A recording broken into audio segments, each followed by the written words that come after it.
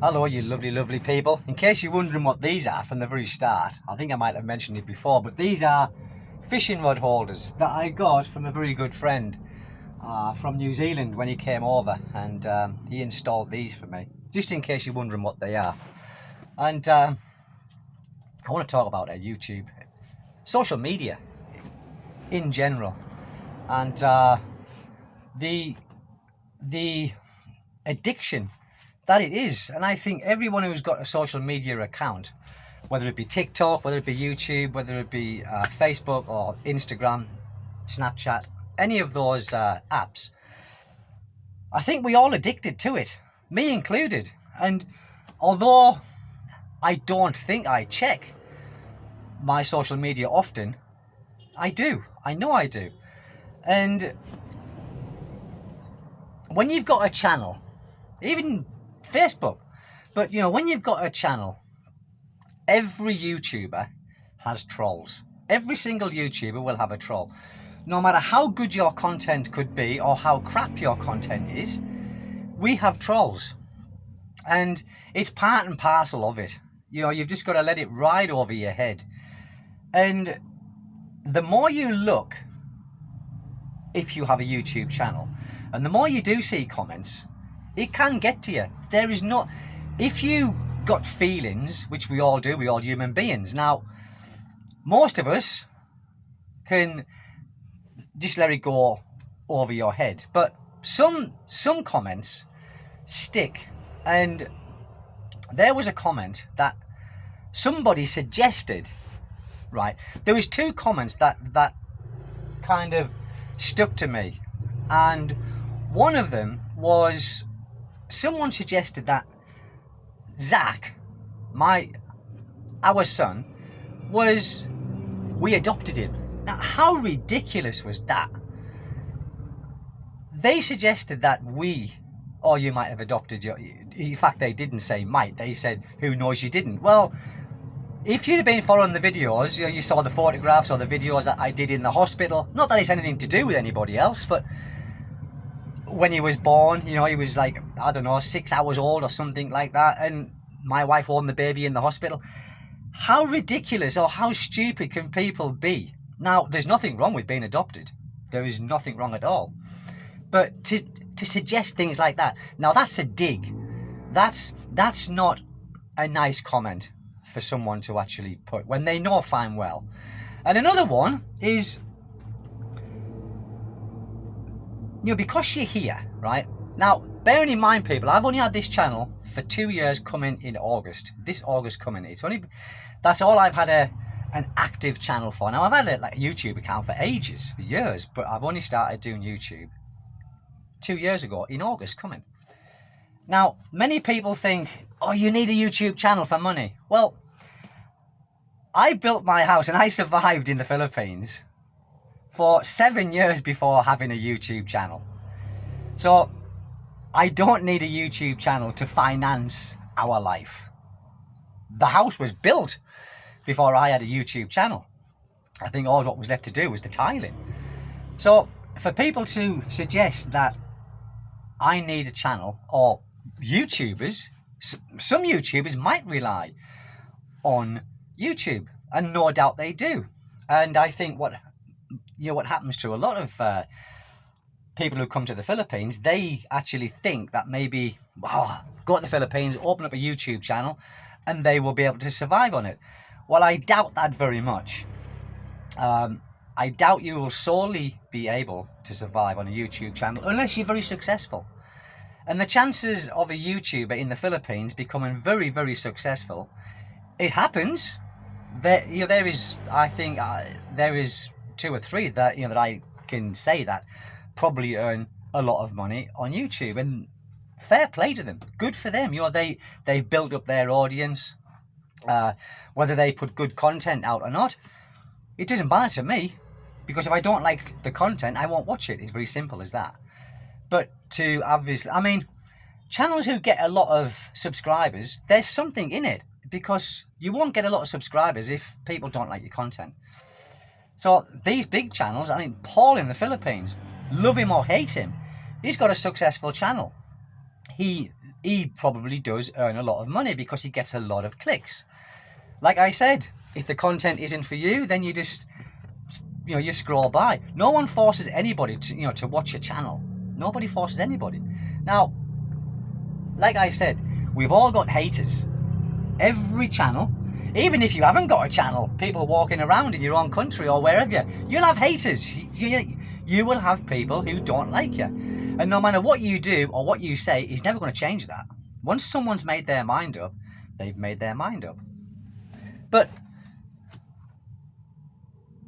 social media is not used as it was used for in the beginning. When people used to put on a bit of social stuff and I'm doing this, I'm doing that, I think it gets abused more and more. And cyberbullying, there was a lot of cyberbullying going on, and not just with content creators, but because a lot of kids now are on YouTube or social media of some description, some app they have, and it's like a silent purgatory for those kids. In South Korea, for an example, it's got the highest rate of student depression and mental health cases.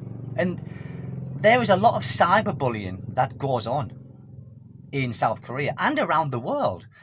And it's hard to police because many people keep it to themselves, especially students. They will keep it to themselves.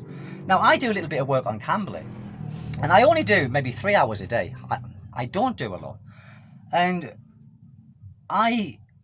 some of the students I have are from South Korea, and some of the students that I have still got some private students, because when I was working in South Korea, in the Hagwons, and a couple of my students are actually my subscribers as well. And I hear things from them, we talk about cyberbullying, we talk about many things, and you'll be surprised how many people do get cyberbullied. And it's part and parcel of this society that we are living in. So not only is there school bullying, where you go to school, you get bullied, you come home, it stops because you're not at school, but you still worry about it. We have something now that's a 24/7 bullying, and it's the same as a troll, but the difference is we are adults, we can deal with it like a little bit more, but students can't, especially if it's someone in their school who they see every single day who's cyberbullying. And YouTube and social media should be policing more of maybe comments that people leave. Now, I know in YouTube you can put in a few words that into YouTube itself, comments, you can put words that you want to restrict, and any comment with that word is restricted. It won't come through to you, or it'll be there for you to check before you let it come onto your channel. But for people to suggest that, me personally, that I need YouTube to survive in the Philippines is totally, you couldn't be further from the truth. Nobody knows my financial background or anything like that. Nobody knows that. And also, I think someone actually said as well, so someone said to me, this is just what someone's seen, and they've sent me a private message, because I've got a lot of your subscribers who's got my Facebook, and we message through that. And someone even said that me could be on, what is it, disability allowance from the UK. How ridiculous is that as well? How on earth could I be on any benefits from the UK, live in the Philippines without going back to England for 9 years? It's just, it's haters. It's haters. Every channel gets them. And people say, well, how can this person survive? How can that person survive? Anyone's financial capacity is nobody's business but the person whose financial capacity they talk. It's like, I've got no channels that I dislike. I really haven't got any channels or people that I dislike. I really haven't. But you will always get comments from people who are supporters of other channels. That goes without saying. You get diehard supporters of channels, and they will support that channel no matter what, and that's fair enough. That's a supporter, and you can't blame that supporter for supporting Paul in the Philippines, for an example. Paul gets some proper bad comments. And it's just how it is. It's how it is. This is social media life. But it's coming to the extreme. I mean, addiction. I'm probably addicted. I mean, night times I go on YouTube or I go on something. I will go on Facebook and see what's happening, with some of my friends, or WhatsApp. I will chat some friends in the UK. But I've done it, people. I think, right, I can't sleep very well. It's probably because I'm on my phone. So what I do, I put the phone in the living room, right? And I lie down and I think, oh, I might have a message. I might have an important message. Of course, I'm not going to get an important message. It's just that feeling that you have, and you're thinking, I've got to check. And so now I don't leave my phone anywhere. It stays with me, and I lie in bed, and sometimes I'm lying like that and it'll fall in my face when I fall asleep. Whoa, that's the phone hit me in the face, people. But it's just how the world is today. It doesn't matter where you go. The Philippines, when I was in South Korea, when I was in Japan, everyone's got their heads in their phones. Even families. You could be in the same house as your whole family, and anyone who's got a cell phone will be sat there, and they'll probably message someone who's sat like 3 yards away from them, makes a coffee or something like that. I'm just saying as an example. It's just we're living in that society now and I don't think we're not going to change it. No matter if I think it's a good thing, if I think it's a bad thing, we're not going to change it. But it's just the way it is. And, when you get trolls and things like... And I'm not just talking about myself here. I'm talking about every channel gets trolls.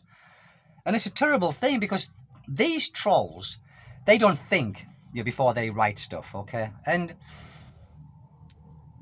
you don't know how that person is going to feel about that. I mean, I showed my wife the message that I got from a friend, what he said about Zach being adopted, and she was absolutely... It hurt her more than it hurt me. It hurt her. And she said, who sent it? I said, I don't know. I said, it wasn't on my channel. And my wife was that hurt. She wanted to do something about it. I said, look, that's why my wife that's why she doesn't like being on camera on YouTube. She doesn't like it. And I don't blame her. And I think the more you expose of yourself, the more ammunition that you are giving to trolls out there. So a video where you are saying this or saying that, or it could be a video about where you are. Some people say that's a shit place. Some people, you built a house. Some people will say that's a shit house.